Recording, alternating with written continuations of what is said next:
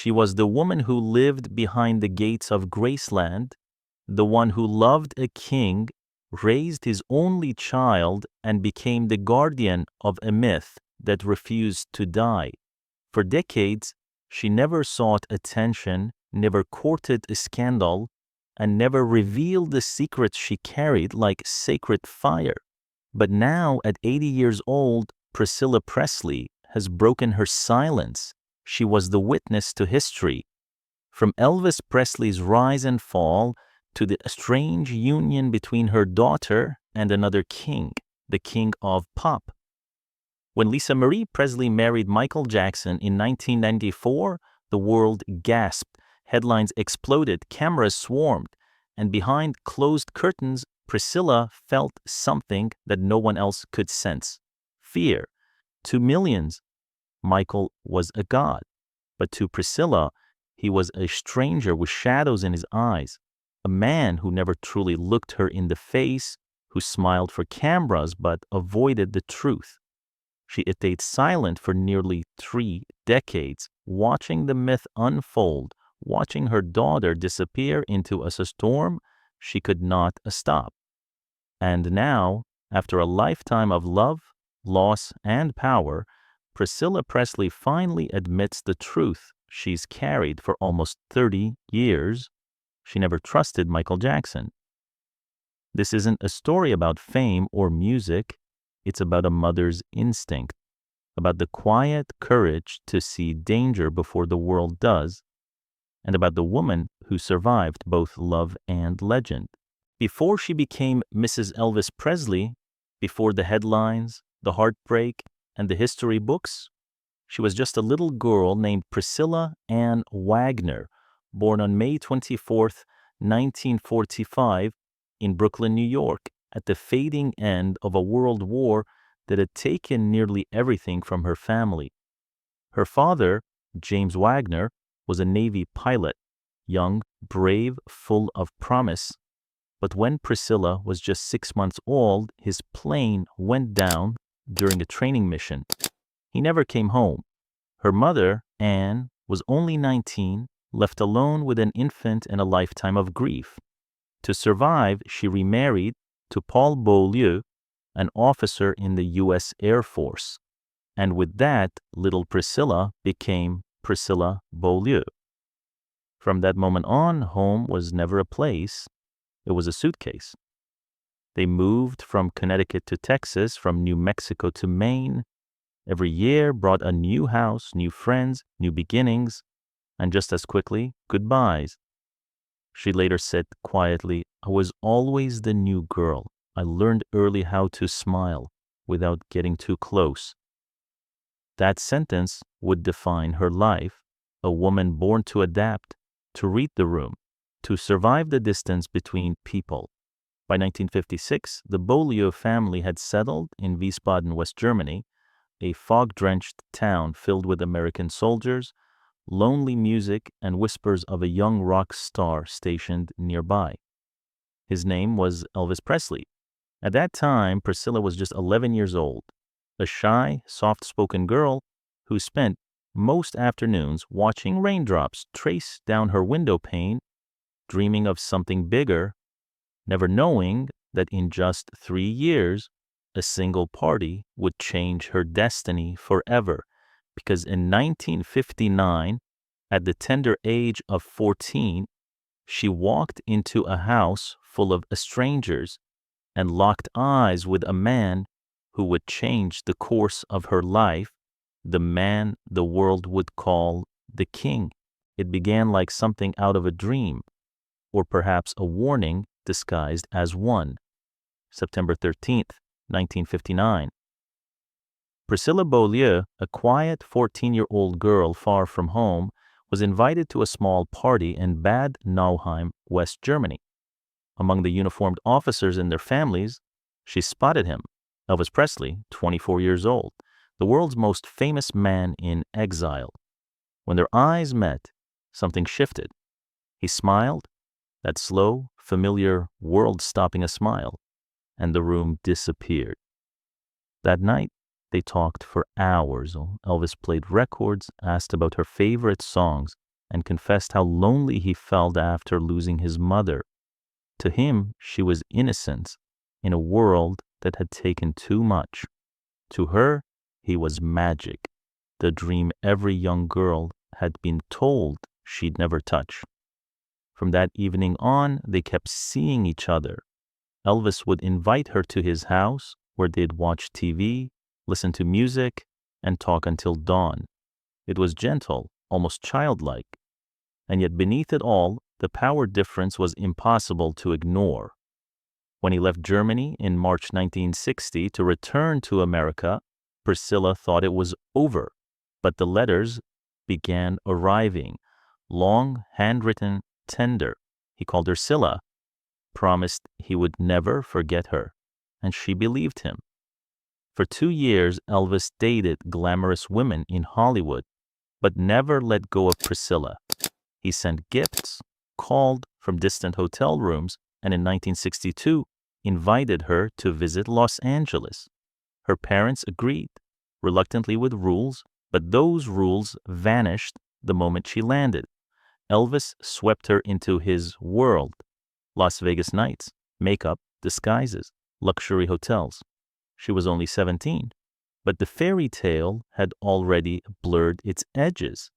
By March 1963, she moved permanently to Memphis, finishing high school while living inside the walls of Graceland, officially under the guardianship of Elvis's father, but in truth completely under Elvis's control. He chose her clothes, dictated her makeup, even encouraged small changes to her face.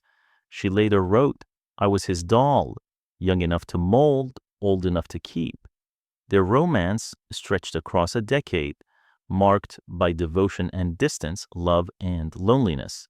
And then, in May 1967, in a quiet 8-minute ceremony at the Aladdin Hotel in Las Vegas, Elvis Presley married the girl he had shaped. 9 months later, Lisa Marie Presley was born. To the world, they were royalty, rock and roll's golden couple. But behind the locked gates of Graceland, the music had changed. Elvis grew restless. Rumors of infidelity swirled, and the home that once felt enchanted became a gilded cage. Priscilla, surrounded by luxury, found herself more alone than ever. A young woman living a life scripted by someone else. By the early 1970s, the fairy tale was unraveling. The king was restless, trapped between fame and fear, between the man he was and the image he could no longer escape. And Priscilla, who had once been molded into his dream, began to see the cracks in her own reflection. He was distant, often gone for weeks on tour. She stayed at Graceland, a mansion full of noise, yet soaked in silence. There were nights she'd wait by the window, listening for the sound of his car, and mornings she'd find lipstick that wasn't hers on his shirts. The tabloids whispered, but Priscilla stayed quiet. That was the role she had been taught, to smile for the cameras, to preserve the image even when her heart was breaking. Then came Mike Stone, her karate instructor, a man who treated her not as a symbol but as a woman. He gave her something Elvis never could, a mirror that showed her own strength. Their connection awakened something inside her, the courage to stand on her own feet. By 1972, after years of living by someone else's rules, she made a choice that shocked the world. She told Elvis she was leaving. He begged her to stay. He promised to change, offered her anything she wanted, cars, money, even tears. But it was too late. For the first time in her life, Priscilla didn't ask for permission. She took her daughter, Lisa Marie, walked out of Graceland and never looked back. The world called it a divorce. For her, it was a rebirth. On October 9th, 1973, their divorce was finalized at the Santa Monica courthouse. Priscilla walked out with $725,000 in cash child support, and a share of Elvis's royalties. But what she gained was something no amount of money could buy: freedom. And yet, their story never truly ended. They still called each other late at night. They still said, "I love you," even when the papers said they couldn't. When Elvis died in August 1977, Priscilla collapsed on the floor. "It didn't matter that we were divorced," she later said softly. "He was still the love of my life." Lisa Marie was just 9 years old when her father's heart stopped beating. And in that moment, Priscilla transformed from wife to widow, from the woman behind the king to the woman who would carry his crown. While the world mourned, she went to work. She protected her daughter from the chaos and quietly began building something extraordinary, a legacy that would outlive even Elvis himself. When Elvis died in 1977, the world wept. Fans filled the gates of Graceland with flowers and tears, and the headlines screamed, "The king is gone." But inside those gates, chaos reigned. Elvis's estate was collapsing. Years of poor financial management, lavish spending, and endless upkeep had drained his fortune to nearly nothing. By 1979, there was only about $1 million left, barely enough to keep Graceland standing for another year. Advisors told Priscilla to sell. They said it was over, that Elvis's legacy should rest quietly in history. But Priscilla refused. With calm determination, she said, "That will never happen, not as long as I'm here." She wasn't just a grieving ex-wife anymore. She was a strategist, a leader, and she was about to do the unthinkable. She founded Elvis Presley Enterprises, gathered a team of business consultants, and studied how great estates, like Hearst Castle, had turned into living museums. Then in June 1982, she opened Graceland to the public. The world came rushing in. In just 38 days, the estate had paid off every debt. Within a year, it was profitable. Within a decade, it was a global empire. Millions flocked to Memphis not just to see Elvis's jumpsuits and gold records, but to feel the spirit of the man who once shook the earth. Graceland became the second most visited home in America after the White House itself. Priscilla oversaw every detail, from the uniforms of tour guides to the design of Elvis's merchandise. She made sure that everything carrying his name reflected the dignity he had lost in those final years. In time, she expanded the brand: fragrances, furnishings, licensing deals, and books. Her memoir, Elvis and Me, became a #1 bestseller, later adapted into a film that revealed the truth of her life: honest, emotional, but never cruel. Critics had doubted her. They said she was just the wife of the king, but she proved them wrong. Through sheer will and brilliance, she turned a crumbling estate into a $75 million empire, more money than Elvis had ever made in a single year. She didn't just preserve his legacy, she rebuilt it, protected it, and transformed it into one of the most powerful brands in American culture. And in doing so, she found something she had never truly possessed before: her own identity.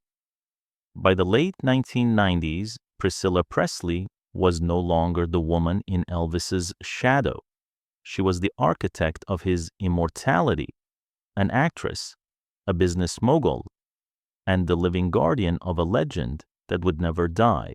It was August 1994, and above Priscilla Presley's Los Angeles home, the sound of helicopters shattered the morning calm.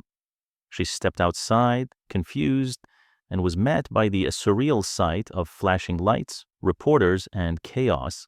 Then came the news: her only daughter, Lisa Marie Presley, had just secretly married Michael Jackson, the king of rock and the king of pop. It sounded like destiny, but to Priscilla, It felt like déjà vu. She hadn't been told, not even invited. The ceremony in the Dominican Republic had happened in secret, barely 3 weeks after Lisa's divorce from musician Danny Keough. When Priscilla finally heard, she whispered one word, "Really?" Behind that small word was a mother's dread. To her, it made no sense, unless Michael Jackson wanted something far more powerful than love. She later wrote, "I knew in my bones Michael wasn't marrying Lisa Marie. He was marrying the Presley name." Priscilla's instincts told her what the tabloids could not yet see. Michael's career was drowning under a scandal. He was accused of unspeakable acts, his image shattered, his world closing in, and suddenly he reached for Lisa, the daughter of Elvis Presley, a union that could cleanse his reputation overnight. Lisa, compassionate to a fault, saw only a wounded soul. She had known Michael since childhood, and when he called her in pain, she listened. She believed his innocence. She thought her love could heal him, but Priscilla saw the danger beneath the charm. She described Michael as a man who never looked her in the eye, who avoided adult conversation, and played endlessly with children as if trapped in another world. At a family gathering, Priscilla tried to connect with him, but he avoided her completely, choosing instead to toss a ball with the children outside. The superstar who could command stadiums, she wrote, couldn't even meet his own mother-in-law's gaze. To Priscilla, that spoke volumes. Something about him felt wrong, unreachable, hollow. When the marriage became public, the media circus exploded. Every tabloid screamed, every camera turned. Then came the MTV Video Music Awards and that infamous onstage kiss.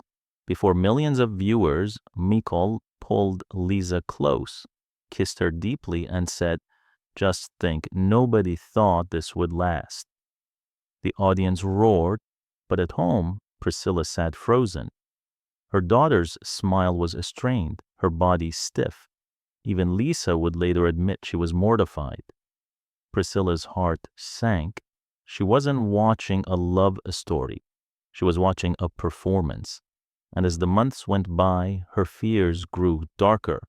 Lisa confided that Michael was pressuring her to have a baby, urgently.